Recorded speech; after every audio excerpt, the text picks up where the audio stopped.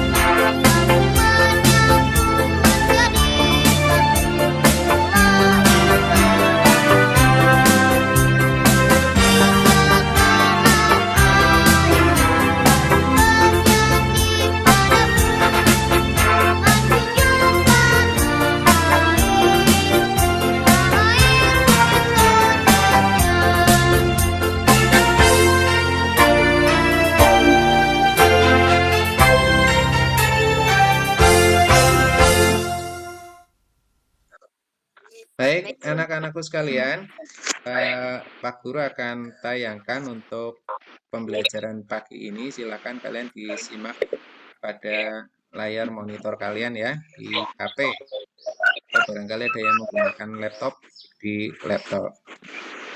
Bentar akan saya share screen dulu untuk materinya. Untuk materi pagi ini di kelas 4 kita sudah masuk di tema 5 pahlawanku. Ya, subtema 3 di hari ini berarti masuk ke pembelajaran 3.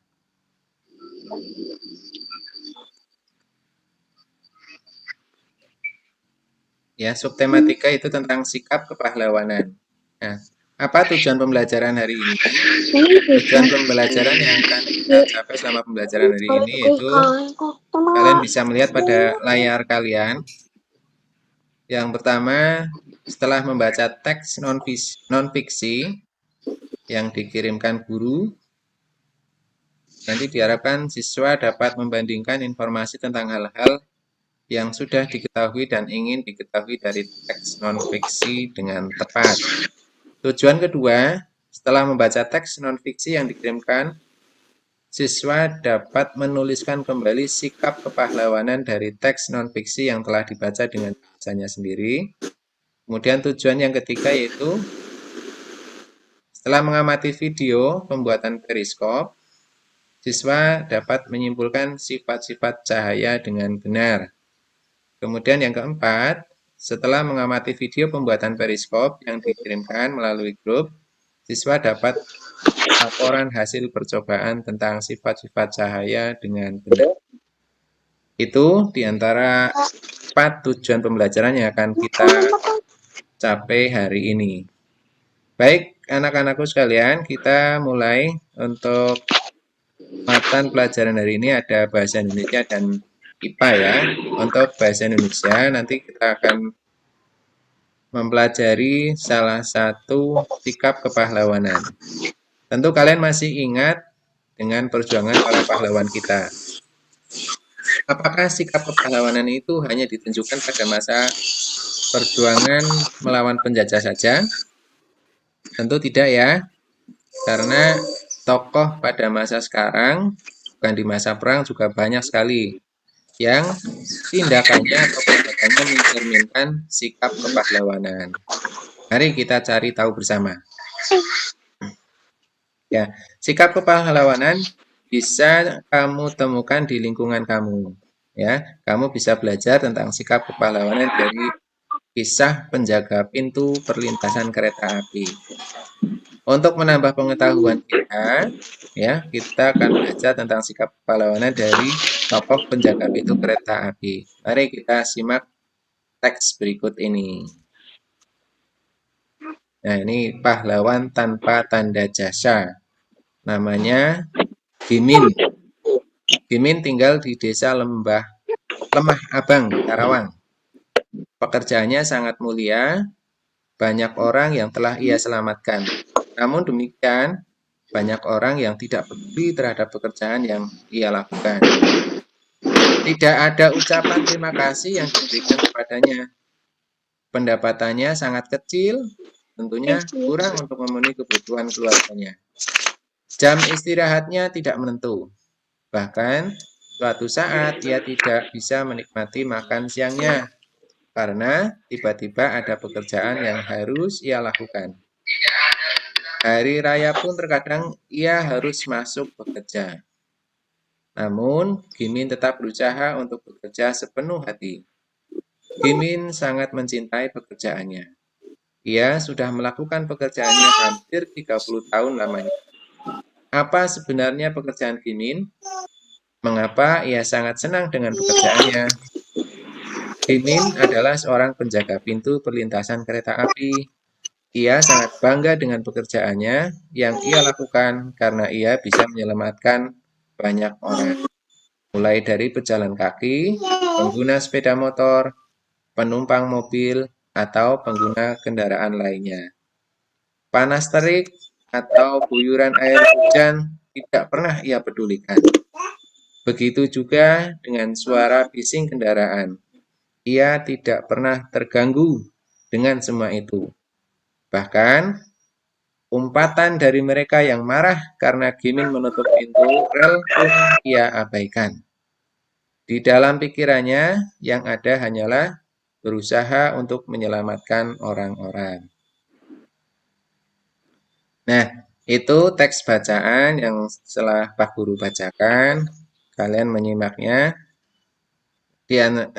Dari bacaan itu, kita bisa mempelajari sikap-sikap kepahlawanan yang ada pada Pak Gimin ya. Pak Gimin yang bertugas sebagai penjaga pintu rel kereta api. Ya, menjadi penjaga pintu perlintasan kereta api yang bertanggung jawab adalah salah satu cerminan dari sikap kepahlawanan. Ya, Pak Gimin tadi sudah rela berkorban dengan panas-panasan, kehujanan demi menjaga para penyeberang atau pengguna jalan. Ya, ada yang menggunakan sepeda motor, mobil dan lain sebagainya. Kalian pernah melewati rel kereta api? Tidak Belum. pernah. Nah, ada yang pernah, ada yang belum ya. Nah, yang pernah pergi ke Purwokerto atau ke Bumiayu ya, yang melewati perlintasan kereta api itu akan menjumpai penjaga rel kereta api.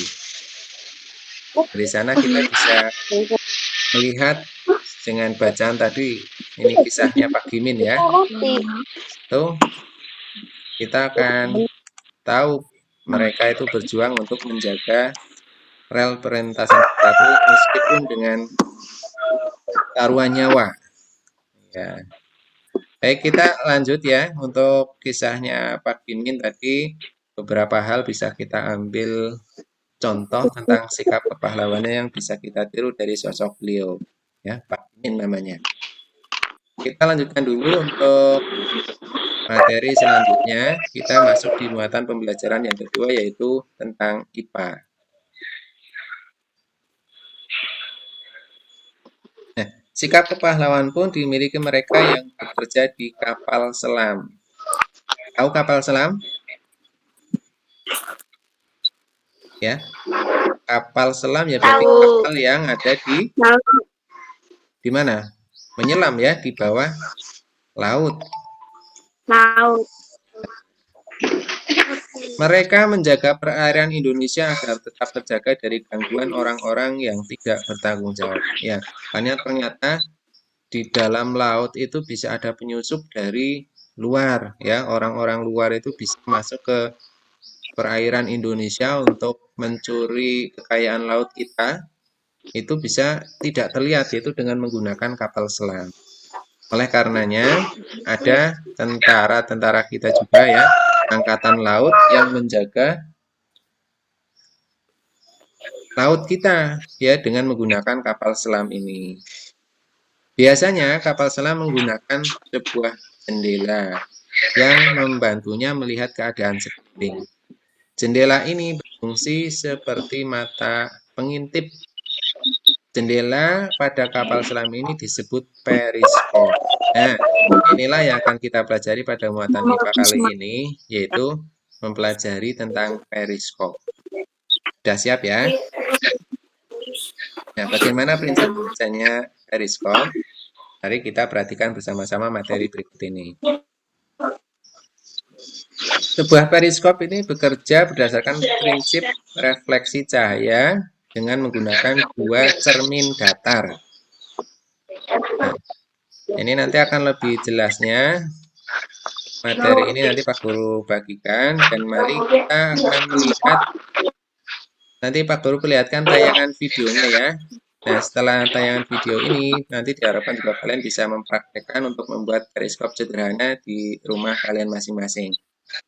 Ya, nanti bahan-bahannya apa saja nanti bisa kita peroleh dari bahan-bahan bekas seperti kardus dan lain-lain. Nanti bisa kita praktekkan. Baik, untuk lebih jelasnya nanti Pak Guru akan perlihatkan dulu untuk materinya. Ini akan Pak Guru putarkan pada link YouTube bagaimana cara membuat periskop. Ya, kita perhatikan dulu ya. Link YouTube-nya kita buka dulu. Halo teman-teman, di video kali ini kita akan belajar untuk membuat periskop sederhana. Dalam kehidupan sehari-hari, periskop ini biasa dipakai di dalam kapal selam dan juga tank. Untuk prinsip kerjanya nanti kita jelaskan di video ini ya, tetapi sebelumnya kita belajar dulu untuk cara pembuatannya.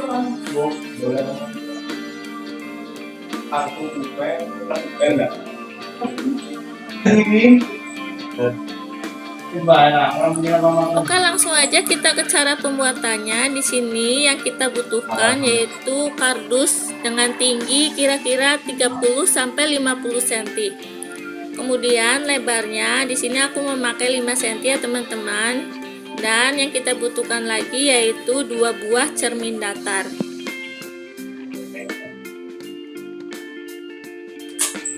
Pertama, kita buat lubang dulu di salah satu sisi kardus ya teman-teman. Untuk besarnya, kalian menyesuaikan besar kardus. Yang kita lubangi 2 saja ya teman-teman, jangan semuanya.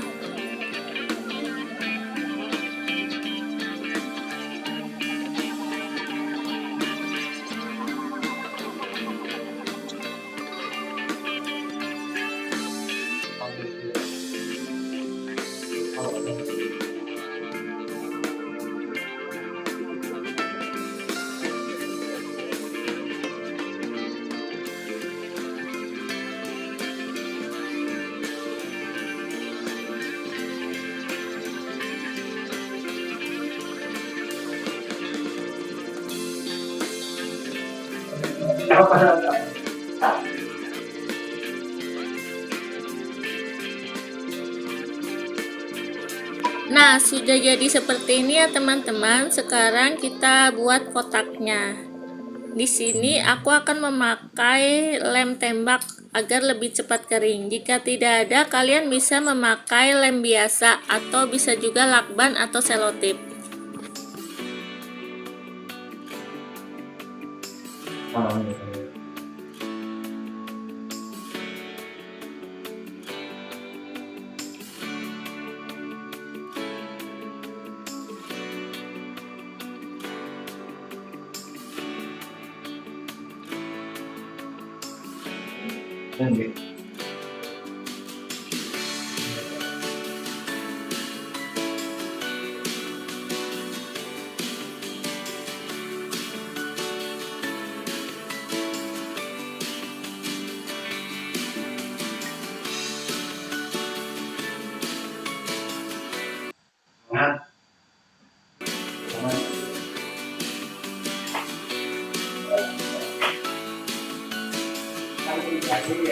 Iya.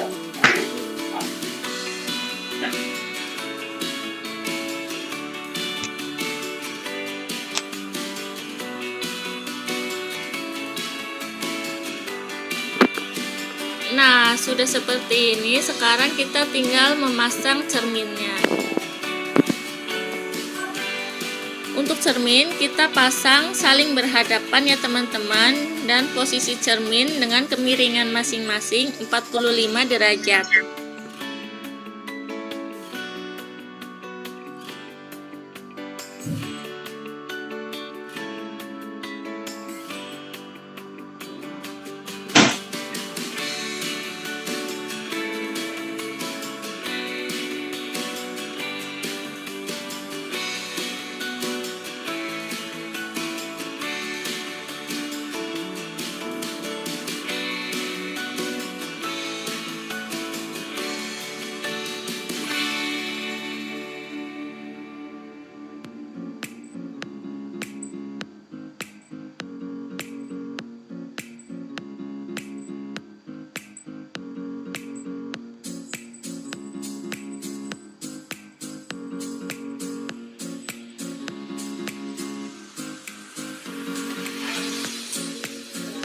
Oke, sudah jadi nih teman-teman. Sekarang kita coba penggunaannya ya.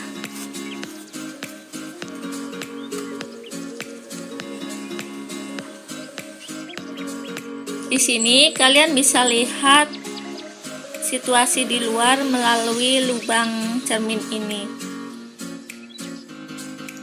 Prinsip kerja periskop ini adalah membentuk bayangan dengan melakukan pemantulan pada kedua cermin datar yang dipasang sejajar dan diposisikan miring agar mengarah ke mata pengamat. Periskop ini menerapkan sifat cahaya, yaitu pemantulan. Sifat-sifat bayangan yang dihasilkan periskop sama dengan sifat bayangan yang dibentuk oleh cermin datar, antara lain ukuran bayangan sama dengan ukuran benda. Jarak bayangan ke cermin sama dengan jarak benda ke cermin. Bayangan tegak seperti bendanya, lalu bayangan bersifat semu atau maya. Artinya, bayangan dapat dilihat dalam cermin tetapi tidak dapat ditangkap oleh layar.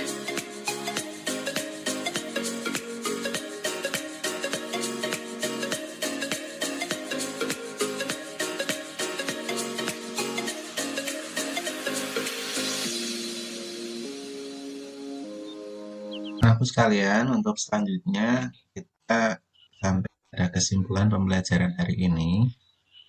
Setelah kita mempelajari tadi dari kisah Gimin seorang penjaga pintu, kita bisa belajar dari beliau bahwa menjadi penjaga pintu kereta api juga salah satu contoh cerminan sikap kepahlawanan. Mengapa demikian? Karena tanggung jawabnya sangat besar, ya. Jadi Pak Guru sampaikan bahkan sampai nyawa pun menjadi taruhan, ya. Menjaga perlintasan kereta api. Kadang banyak motor atau mobil yang memaksa menerobos. Nah, itu maka penjaga itulah yang bertanggung jawab untuk mengamankan, ya. Begitu pula pejalan kaki dan lain sebagainya. Kemudian untuk muatan IPA, kita tadi belajar untuk membuat periskop sederhana. Kita tahu periskop itu digunakan untuk keperluan menjaga laut, ya, oleh tentara angkatan laut kita untuk menjaga di dalam laut. Nah, dari periskop ini kita ketahui bahwa sistem kerjanya periskop itu menggunakan sifat-sifat cahaya.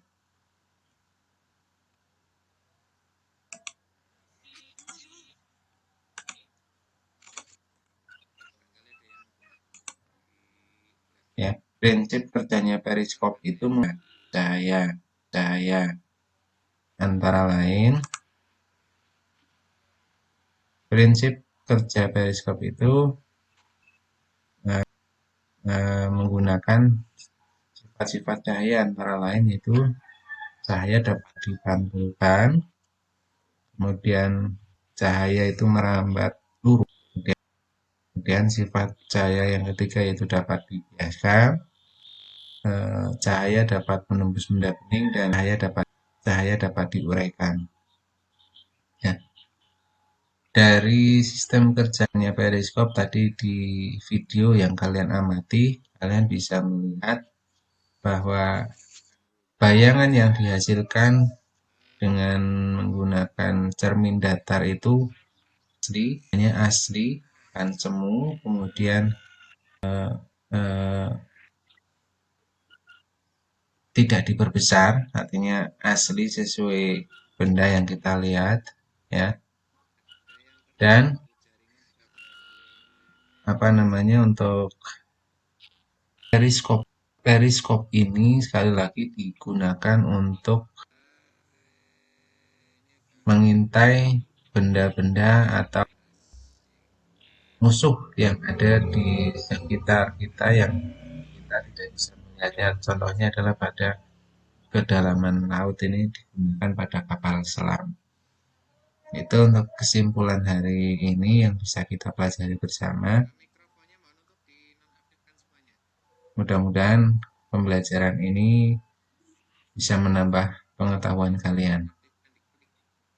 Ya, nanti Pak Guru akan evaluasi, ya ini berupa soal-soal evaluasi di kita pelajari hari ini. Nanti setelah kalian mendapatkan kiriman seperti ini di layar kalian ya, nanti kalian klik pada tulisan yang berwarna biru ini, ya diklik saja. Nah, nanti kalian klik itu akan muncul halaman soal ya. Nah, seperti ini pada halaman awal itu adalah untuk menuliskan identitas nama kalian. Pertama kalian tuliskan nama lengkap nama. Nah, di sini diketik ya. Nanti menggunakan HP kalian diketik. Kemudian mulai menjawab soal. Nanti soal 10. Setiap soal itu memiliki poin 10. Ya. Kalau betul semua berarti otomatis 100, kan 100. Salah 0 ya. Kalau betul 9 ya 90 dan ya. Bagaimana cara menjawabnya? Kalian klik pada lingkaran. Misalnya kalian nomor 1 menjawab A, misal lingkaran di depan huruf A, kalian klik. Dan untuk nomor 2 dan seterusnya juga sama. Nanti kalian tinggal pilih, dibaca perlahan-lahan soalnya dipahami. Kalau sudah yakin jawabannya apa, A, B, C, atau D, diklik saja. Nah, begitu seterusnya sampai 10, nomor 10. Ya, nanti jika sudah sampai nomor 10, kalian akan ada pemberitahuan untuk, nah di bawah sendiri nanti ada tombol kirim. Ya, ini kalau HP atau laptopnya sudah disetting bahasa Indonesia, ini nanti bahasa Indonesia munculnya kirim. Tapi jika di HP kalian masih menggunakan settingan berbahasa Inggris, nanti tulisannya submit. Sama ya, submit. Tinggal klik itu. Nah, nanti kalian akan langsung Pak Guru terima di laptop otomatis, simpan otomatis. Nah, inilah kecanggihan teknologi dan secara otomatis bahwa anak-anak Pak Guru sudah menentukan kunci jawabannya sehingga jawaban kalian akan langsung menjadi nilai dan kalian juga nanti bisa melihat kalian itu berapa. Itu ya. Jadi sekali lagi nanti silakan secara cermat untuk batas waktunya Pak Guru batasi sampai jam 4 sore maksimal. Ya, ini kalau sebagainya ya silakan mencari tempat yang kira-kira ada sinyal cukup bagus. Anak-anak sekalian, untuk pertemuan pada kesempatan kali ini sepertinya sudah selesai. Dari awal sampai akhir tadi materi sudah Pak Guru sampaikan. Jika ada pertanyaan atau hal-hal yang kurang jelas, silakan nanti bisa ditanyakan lewat grup WhatsApp. Termasuk tugas-tugas yang sudah Pak Guru sampaikan melalui Google Form ya, yang tadi Pak Guru sempat bahas cara mengerjakannya seperti apa. Mohon nanti kalian untuk bisa mengerjakannya dengan benar ya. Jika kesulitan sekali lagi silakan nanti bisa ditanyakan kembali di grup WhatsApp. Kemudian jangan lupa juga Pak Guru ingatkan kembali karena sampai saat ini masih kondisi pandemi, kita harus tetap menjaga kesehatan. Karena bagaimanapun kesehatan itu menjadi hal yang sangat penting bagi kita. Sebab apa? Sebab kita bisa melakukan aktivitas sehari-hari tentu harus dalam keadaan sehat. Dan jangan lupa juga untuk mematuhi protokol kesehatan ya dengan selalu memakai masker saat bepergian, mencuci tangan dengan menggunakan sabun dan air yang mengalir dan jangan berkerumun. Baik, anak-anak sekalian karena pembelajaran juga sudah selesai, dari awal sampai akhir, dan kita sudah di penghujung atau di akhir pembelajaran pada siang hari ini. Sekali lagi Pak Guru ingatkan, tetap semangat ya, belajar di rumah. Mudah-mudahan pandemi segera berlalu. Kita akan segera bisa melaksanakan kembali kegiatan belajar mengajar dengan tatap muka secara langsung, karena Pak Guru juga sudah kangen dengan kalian untuk canda tawa kalian dan lain sebagainya. Mari yang terakhir untuk menutup pertemuan pada siang hari ini, kita akhiri dengan berdoa bersama. Kita membaca suratul Fatihah. Al-Fatihah. Bismillahirrahmanirrahim. Alhamdulillah Rabbil Alamin. Ar-Rahmanir Rahim. Iyyaka na'budu wa iyyaka nasta'in. Ihdinas siratal ladzina an'amta 'alaihim ghairil maghdubi 'alaihim waladdallin. Sekian, terima kasih Pak Guru akhiri. Assalamualaikum warahmatullahi wabarakatuh. Waalaikumsalam warahmatullahi wabarakatuh.